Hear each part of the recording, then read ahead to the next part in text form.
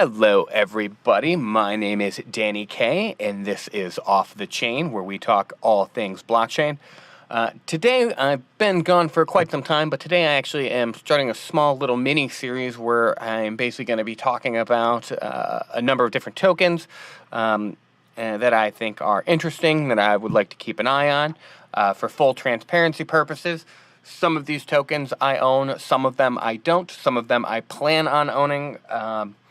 But I just feel like if you're doing research and you're trying to figure out what kind of investments you want, anyone and everyone you listen to, just assume they own it. Just assume that they're trying to sell you a bill of goods, and do multiple fields of research so you can get the best educated understanding of what it is you want to invest in. But that being said, basically I want to talk today about Civic, or token CVC. It is a ERC20 token on the Ethereum blockchain. It's an identity verification platform, kind of designed to make life easier and more simple for both the users who want to be able to share their identity, but also the individuals that are trying to verify identities of the end user and consumer. So the CEO and co-founder of Civic is Vinny Lingham. He's a South African entrepreneur that has actually been in the tech space for well over a decade, and recently saw his sights on cryptocurrency and saw what that technology could be, and shift gears to create the Civic platform and tackle the issue with identity security. It is also founded by an individual named Jonathan Smith. He is the CTO, and he has about 15 years in the fintech industry, as well as banking tech. And what they have created is basically a platform that allows its users to upload and seamlessly store their ID data and their sensitive data for identification purposes. And the way that it works is Civic is generally a platform which securely verifies users' identity without the need for a username or password.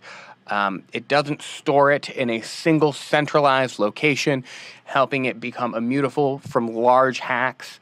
And it also, when you apply and set up your Civic account or, get registered on the Civic platform, it does extensive background checks that uses everything from, background checking processes to social media accounts to help prevent fake identities and help prevent cases of identity theft.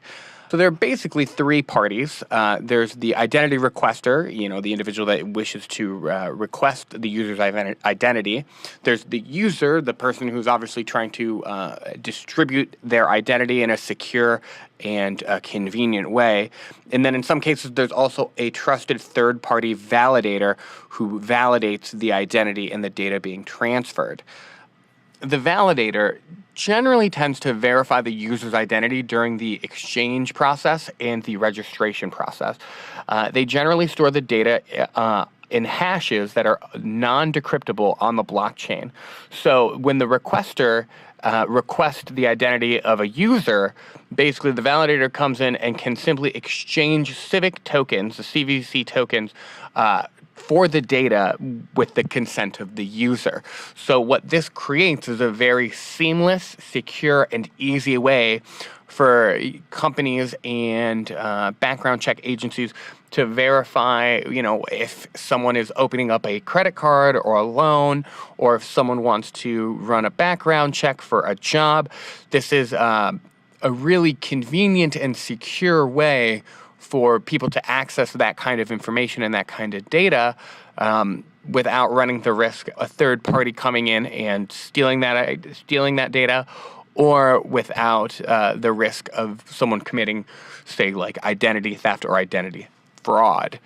So some of the use cases generally for this are going to be, like I said, on e-commerce websites to prevent credit card risk and credit card fraud, to make sure that the person purchasing an item using a credit card is, in fact, that individual. Another great way that this can be used and implemented is like for websites that need registration and login options. So if you're signing up for, say, Facebook, and Facebook needs to verify your identity for whatever reason, they have the ability to do so seamlessly and safely. And then a third way that's really interesting for both, this is actually kind of like an online and offline application. Let's say you were going to buy an airline ticket for Delta or Emirates Airlines or something like that. You can get verified both at the purchasing process and purchasing step of that transaction. They verify who you are and you validate your identity to purchase that airline ticket.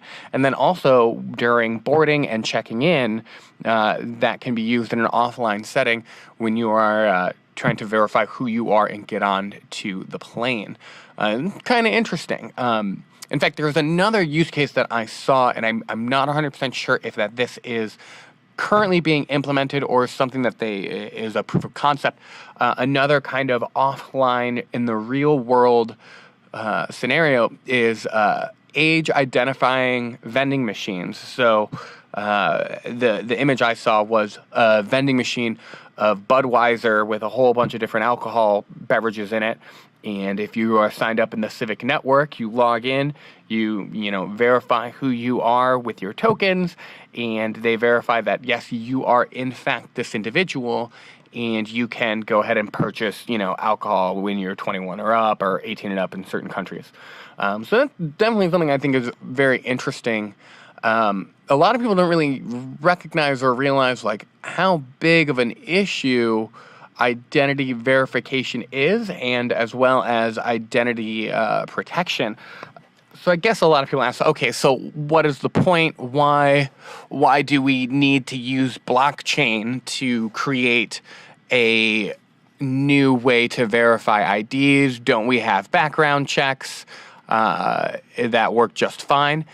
And to that I say, well, we do, and there are things that work, but at the same time, they're not as safe as you might think. So currently, 16 million people alone in the U.S. have been affected by identity theft and identity fraud, and it is actually costing consumers over $16 billion, a pretty big chunk of change. And with that being said, there's obviously, if there is a cost of consumers for $16 billion a year, then there are some serious gaps in what needs to be fixed and implemented in terms of protecting consumers.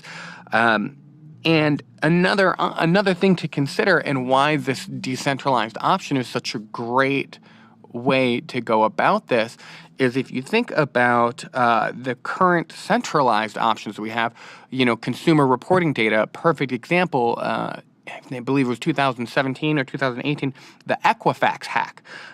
This was one of the largest hacks in U.S. history that compromised 145 million people's data, 145 million people's social security numbers, credit card numbers, bank accounts, addresses, mothers' maiden names, basically an identity fraudster's gold mine. And there was no opting out of consumer reports. You can't not be a part of the consumer reporting agencies. Everyone has a credit score, and everyone's stuff gets fed into that. And here is one of the largest agencies that are supposed to maintain consumer data getting hacked, and also then postponing, or almost in a way lying about the hack that happened, and postponing the announcement of it months after it had already gotten hacked, and consumers were very vulnerable. So the thing is that you say, okay, so we have this huge issue, this giant entity was hacked, and obviously other entities get hacked all the time. Target got hacked, Netflix usernames and passwords. So what's the difference? Why does the blockchain matter in this case? Well, it is monumentally more secure on an individual user level. So if an individual, say you or I, if our, tokens and our particular, identity keys were to get compromised, then the identity thief only has access to that individual's identity, whereas because Civic's data and identity verification processes are all decentralized, there is no one point of attack where a hacker can go in and steal millions of people's data. It would be a lot more time consuming for them because they would have to decrypt and hack each individual user. Now, this, in my eyes, is a huge advantage than compared to how we currently store sensitive data. And I think something like this is going to be monumental over the next couple of years if implemented properly.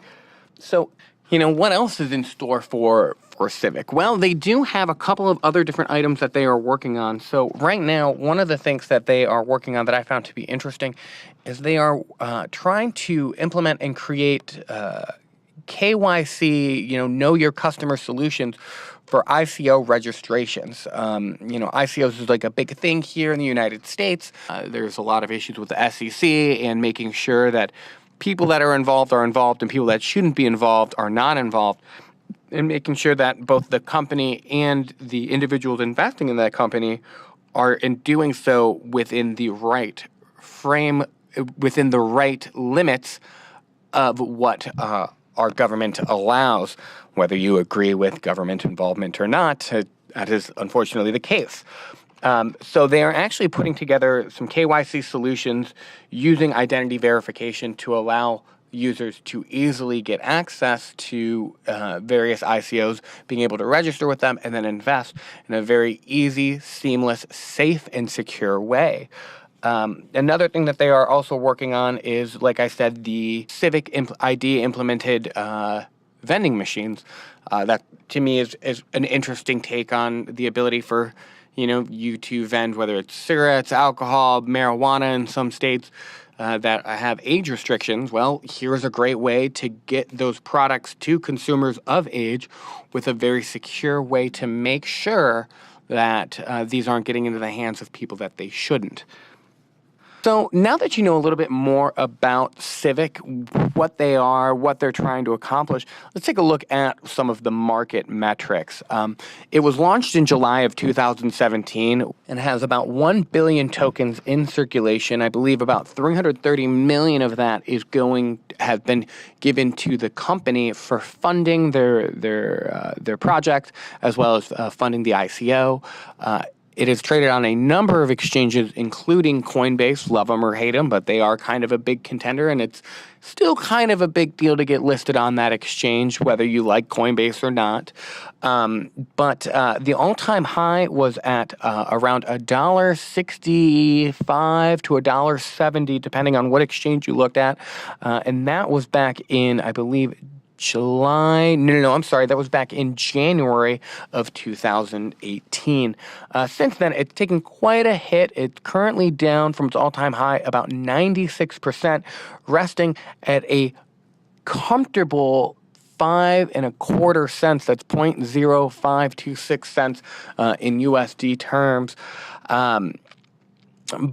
But, given the market currently, it's not to be alarming, as a lot of coins, especially a lot of the ERC20 tokens, have taken quite a hit with not only the fall of Ethereum's price, but just the general bear market overall. It ranks, I believe, in the top 150 market cap, like it's within the top 150 coins.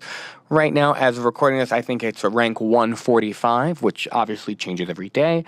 But long term, even though we are seeing that 96% drop, it does seem to have a pretty solid promise. It is an ICO that was started and mostly funded within the United States. It is on Coinbase, which kind of leaves a good sign towards regulation because, as we all know, Coinbase tends to take a slow, precautious movement when it comes to listing new assets.